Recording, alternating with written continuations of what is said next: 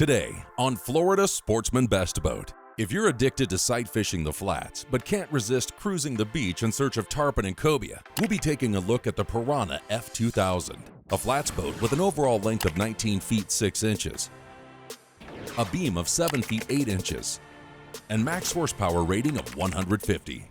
Standout features on the Piranha F2000. Wide gunnels allow anglers to move quickly and effortlessly from one end of the boat to the other, which can be crucial when fighting less than cooperative fish. Having live wells that provide a constant supply of oxygenated water to live baits is key for a stress-free day of fishing.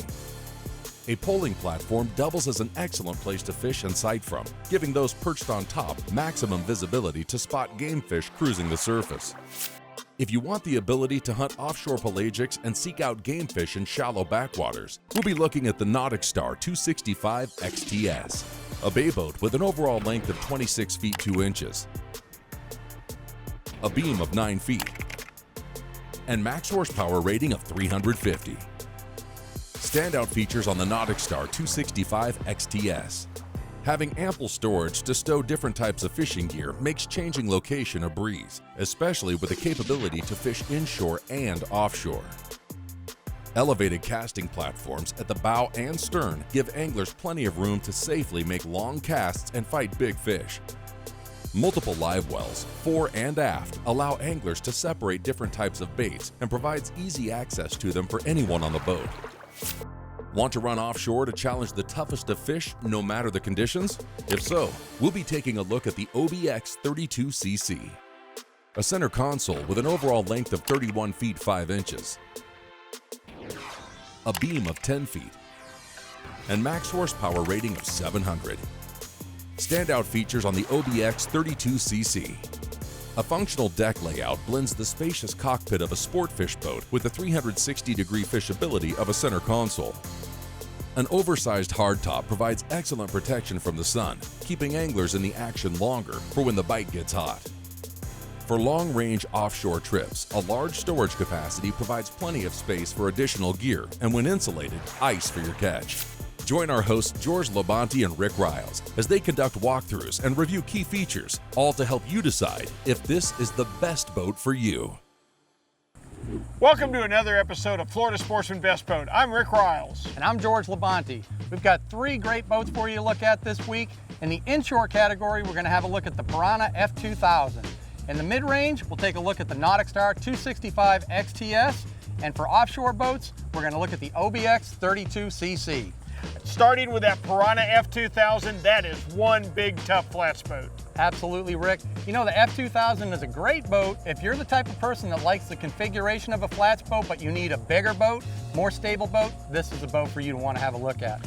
Yeah, but I gotta tell you that NauticStar 265 XTS, anytime you bring the word tournament into it, you better be ready for some adverse conditions. That's right, Extreme Tournament Series says a lot. I ran that boat offshore for the day, and that boat really stood up to the challenge in some pretty rough conditions. Speaking of rough conditions, how about that OBX 32?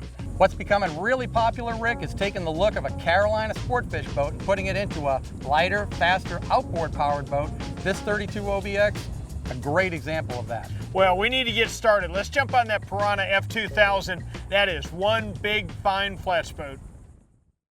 When we come back, hosts George Labonte and Rick Riles take a closer look at a boat designed to get shallow and easily handle open water, the Piranha F2000. This segment brought to you by MyFWC. Life jackets save lives. Papa, can we take the canoe out? Sure. Are you sure about this? You haven't had this canoe out in years. It'll be fine. Have fun. Okay. Be careful. Paddling is one of the greatest ways to explore Florida's waterways, but always make sure you're prepared for the journey. Regardless of your experience, know your limits, carry the proper safety equipment, and always wear your life jacket. Welcome back to Florida Sportsman Best Boat. Join our hosts George Labonte and Rick Riles as they take a closer look at the Piranha F2000. Representing the flats boat category, the Piranha F2000 has an overall length of 19 feet 6 inches, a beam of 7 feet 8 inches, and a max horsepower rating of 150. Designed to float shallow and run over open water, she has a draft of 7 inches, a dead rise of 7 degrees, a dry weight of 1,250 pounds, and a fuel capacity of 30 gallons. Now, let's hear more from our hosts, George Labonte and Rick Riles. George, we're on the Piranha F2000, and I'm not necessarily a flats boat expert, but I know what I like. This boat sits perfectly in the water with a great attitude. And let me tell you something, as much as it shines on the flats, it takes into the account the fact that you have to get there. Oh, absolutely. It's not always calm when you get there. This boat has the deck profile of a flats boat, but in a much bigger boat, okay? This boat will get you up in a shallow water. It only drafts 7 inches of water, but at the same time, if you want to put a bunch of people on the boat, you want a lot of stability and you want to run in some choppy water, this thing has got you covered. You've got plenty of room to fish, 2 up here, 1 off the stern, and you running the boat. Oh, absolutely. This boat satisfies the needs of a guy that wants that deck profile, but wants it in a bigger boat. It doesn't even surprise me anymore when I see them offshore. Yeah, well, you'll see them running the beach in South Florida every day in the summertime, looking for tarpon, looking for cobia. George, I don't know a ton about flats boats, but I know one thing. I like this toe kick right here that separates the end of the boat from the start of the water. Absolutely, Rick.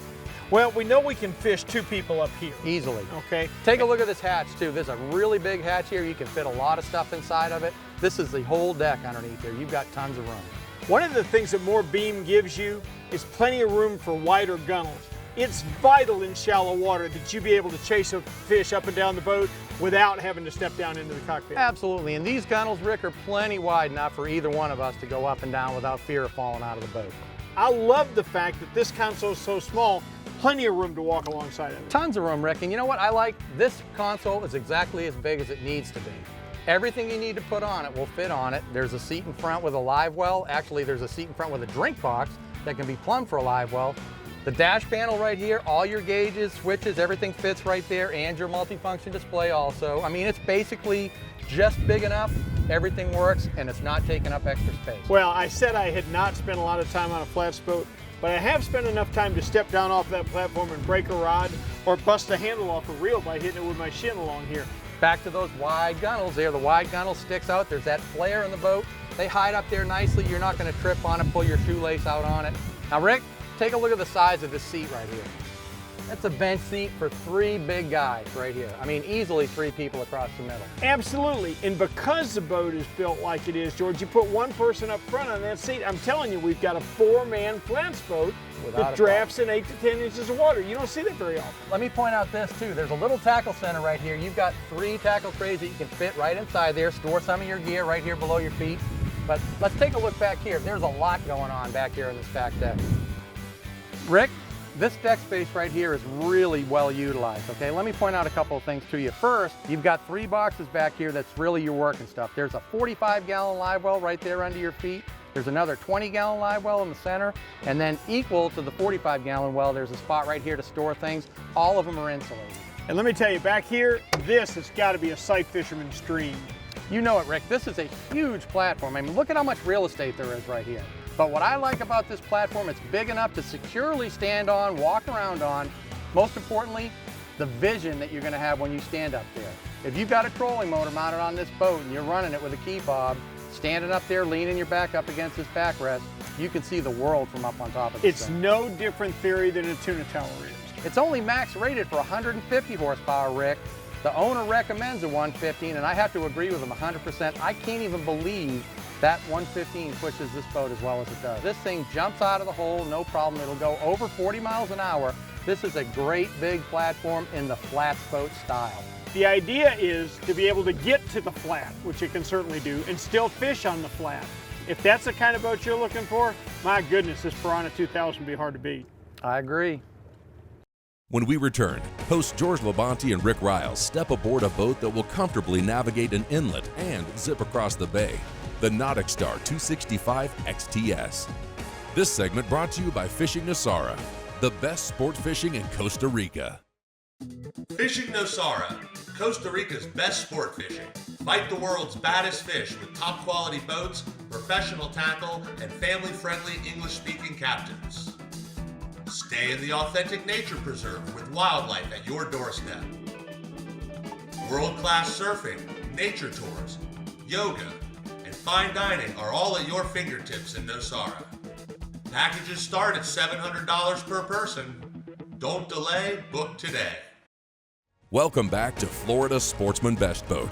Join our host Rick Riles as he meets with Ry Landry from Yamaha Outboards to discuss repowering with their popular F300 in this week's Power segment.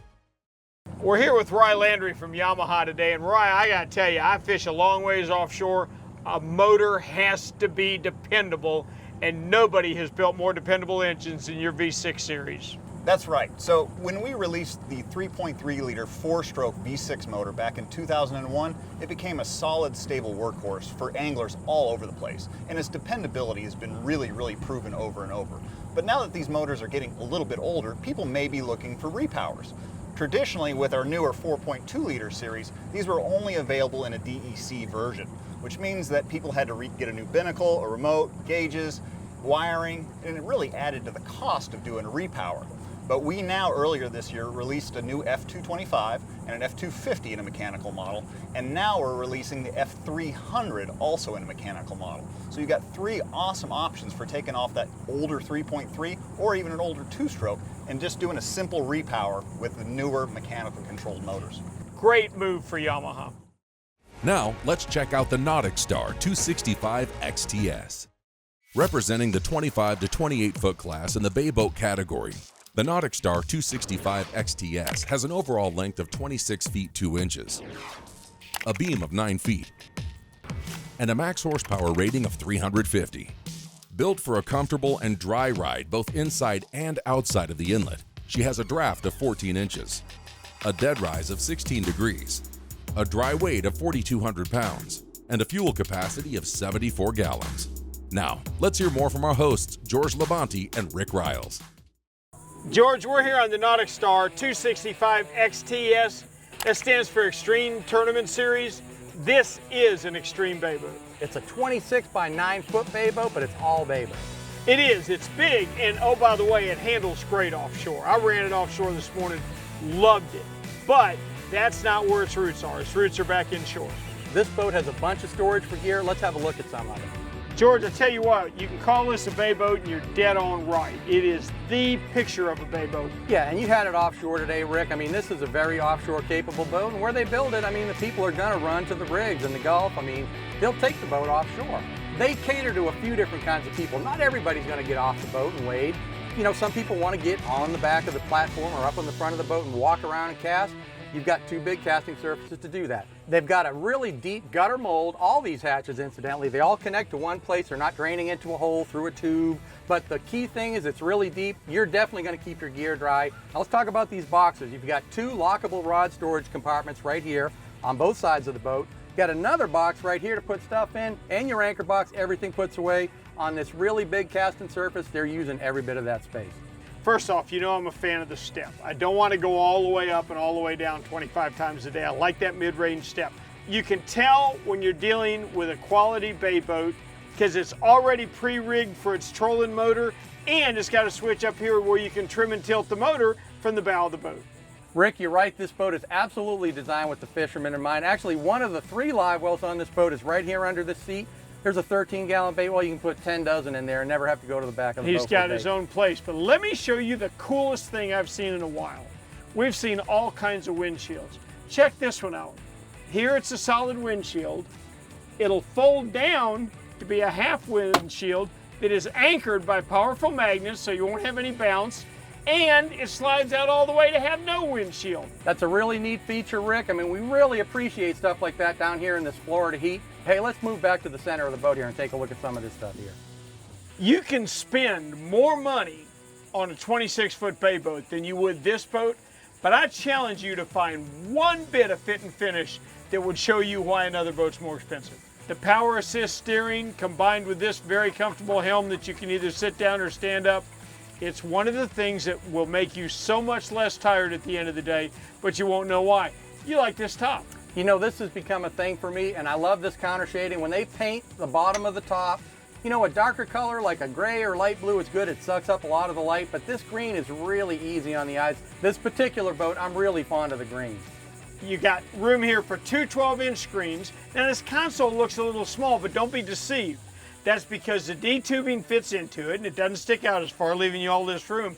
And your console goes all the way down to the bottom of the hull. Do you understand what I'm saying? Another thing, I said there were 3 live wells on the boat. The second one is right here. Let's take a walk back here and have a look at it. Rick, you know how much of a fan I am of live bait fishing, and as I said, this boat's got 3 live wells. There's a 21-gallon live well right here, but even better, especially for those days when you go offshore, or if you need a release well, is a 43-gallon live well below your feet there in the deck. Everybody needs seating across the back here, and they've done a great job of making them individual. There's storage space, there's tackle trays that fit underneath these 2, and there's also a spot for a 5-gallon bucket for your cast net that fits down below, completely below the deck there. So once again, we're using all this space for storage. Rick, not only is the compartment here molded to fit a Yeti cooler, but they actually throw the cooler in there with the boat. It comes with a Yeti. 2 things that really come in handy. One of them is a jack plate, also standard on this boat. The other thing's a power pole. This boat's got one. It's a great tool to use for getting anchored out. It really does make a difference how many fish you're going to catch in shallow water. I got to tell you, we've looked at an awful lot of bay boats. This NauticStar 265 XTS, that's got to be really close to the top of the food chain, George. It just does a lot of things very well. When we come back, hosts George Labonte and Rick Riles check out a Carolina-inspired fishing boat built with the hardcore offshore angler in mind, the OBX 32cc. This segment brought to you by Evinrude, the outboards that are changing everything. The future of boating is here. Now get all the efficient performance of an Evinrude E-Tech G2 in the new 150, 175, and 200 horsepower. Fuel economy is everything. I was really shocked how fuel efficient it is. Anywhere from 40 to 50 miles further on a tank of fuel. All day on the water. I told my wife, I said, you know, I can't think of the last time I filled up. It's more money in the bank for me. The best-in-class fuel economy of the Evinrude E-Tech G2 is now available from 150 to 300 horsepower. To learn more, visit evinrude.com. Welcome back to Florida Sportsman Best Boat. Join our hosts Rick Riles and George Labonte as they check out the OBX 32cc. Representing the 31 to 53 foot class in the center console category, the OBX 32cc has an overall length of 31 feet 5 inches, a beam of 10 feet, and a max horsepower rating of 700. Designed to provide a dry ride in the roughest of waters, she has a draft of 24 inches, a dead rise of 12 degrees, a dry weight of 7,000 pounds, and a fuel capacity of 223 gallons. Now, let's hear more from our hosts, George Labonte and Rick Riles. We're on a 32 OBX today, and this is a sweet little boat. I never saw it coming. I can honestly say that, George. In the old days of outboard motors, I first started running an inboard diesel, and I thought, the whole world's going to go to this. This is so much more efficient and stuff. Could I have been any more wrong? No, absolutely not. And you know what? You see this boat, I mean, there's a certain group of people that really like the style of a custom sport fish boat, but outboards are just a really practical alternative for a lot of guys that want a boat this size, especially. I mean, economical, speed, I mean, it's just a great option. And if you like that classic style, this boat really fits the bill. If you want attention, if you want to stand out in a crowd, this is your boat. It looks so cool. I was on another boat this morning watching you run through that little 3-foot chop we were in. It is cool looking. It was eating it up. Well, it's a great boat and it's got a lot of really cool features on it. Let's have a look around. George, just like every boat, this is our favorite area back here in the cockpit. Well, yeah, this is the business end of the boat. I love the 10 feet wide. We got plenty of room. And you know what really speaks to me? Got the big high Carolina bow.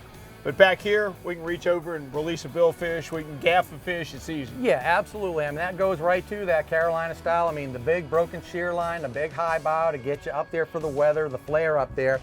And this cockpit, take a look at this cockpit. I mean, this really, you know, this plastic deck here, this stuff looks like the cockpit on a sport fish boat. I mean, it reminds you of being in a little inboard boat, even though there's 2 outboards on the back of it. This easily converts into 2 big live wells back here. It's got a single live well right there, which will hold a bunch of bait. You can make this into 2 really big live wells if that's what your thing is. And I love the traditional transom with the bracket. One of the added benefits of a bracket like this, you're going to extend the running surface of the boat. It gets a little more lift back here, and it really helps the ride out on this boat a lot. Another thing that really jumped out at me about this boat is this hardtop. The hardtop design is unique. It's a very long, low-profile top, and check this out right here. Standing underneath here, if you're riding behind the rocket launcher, you're still in the shade. I like the flat design. It really adds shade to the guy driving here, you know, it just seems like you've got a visor on when you're sitting underneath it. Now, Rick, this is a serious fishing boat, but that doesn't mean you can't be comfortable on the boat. I mean, this helm seating right here, look at how plush that is. This is 2 people convertible. This is obviously very comfortable, which will come in handy if you're on a long boat ride. I mean, you may be running to the Bahamas, you may be running way offshore to fish for a day. You'll be comfortable in these seats right here. It's very high end, and that gets back to what we talked about, this boat being the best of both worlds. It's got the luxury of a sport fish and the fact that you're very comfortable at the helm. And oh, by the way, you can well be doing 60 miles an hour. Exactly, and this boat will do it too. There's 6 foot 3 inches of headroom in here, and this boat incidentally is built in High Point, North Carolina, the furniture capital of the US here. This thing down below is finished out really pretty. I mean, it's all finished out in wood, and I mean, it's nice. The wife will like it down there, and there is a head down there. This boat's built in North Carolina. They got some big fish up there. They do, and they've got lots of them. I mean, they commonly are filling the boxes with lots of tunas, dolphin. They need the space. If that kill box isn't enough room for you, there's 2 big boxes, one on either side of the console. Let me show you up on the bow, Rick. There's another really big box up there and lots more room to fish. Let's have a look. Rick, take a look up here. This boat has the forward seating, which is an option. This seating is really nice. It adds a bunch of storage to the boat, dry storage underneath it, and somewhere for everybody to sit if you're just out for a boat ride. Open up that hatch right there though, Rick, and you've got another really large fish box, also insulated. Each one of these fish box lids has got a high-powered magnet to hold it up. That magnet catches the thing, frees up your hand, something for a dolphin tail not to break off. And this is a serious fisherman's boat. This guy wants to be comfortable, he wants to be dry, and he wants to look great doing it. You're absolutely right, Rick. If you're a hardcore fisherman that likes that classic sport fish boat style and a performance hull, the OBX 32 is definitely one you want to have a look at. George, that was a great day. Let me tell you, there was something unique about each one of those boats. They all represented their class so well. Hey, that Piranha F2000, that is one big flats boat. Hey, I know it, but that NauticStar 265 XTS, it is ready for extreme tournament fishing. It was hard not to love the OBX 32. I got offshore on that boat as well. That is a real classy boat. If you'd like more information about any of the boats you've seen today or any boat you see on Florida Sportsman Best Boat, go to floridasportsman.com. Or we'll see you next week on another edition of Florida Sportsman Best Boat. When filming for Florida Sportsman Best Boat, the cast and crew docked and dined at Pirates Cove Marina in Stuart, Florida. Family owned and operated, featuring 50 renovated rooms with an outstanding restaurant and a full-service 50-slip marina.